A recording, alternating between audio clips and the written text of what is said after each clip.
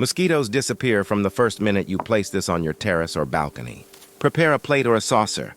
Take some baking soda. Sprinkle a layer of soda on the plate with a teaspoon. A thin layer of about 3 teaspoons is enough. It doesn't need to be too much. Now take some ground coffee, sprinkle it over the soda. It's best if it covers the soda. 5 teaspoons will be sufficient.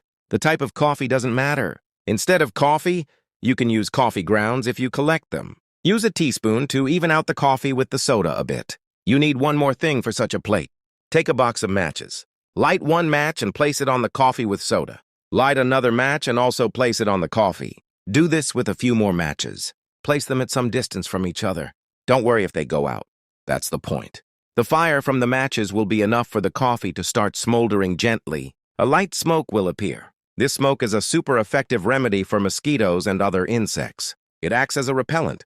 Wherever you place such a plate, you can be 100% sure that no mosquito will appear nearby. And that's exactly what you want. The gentle scent of smoldering coffee is very relaxing, but mosquitoes stay far away from it.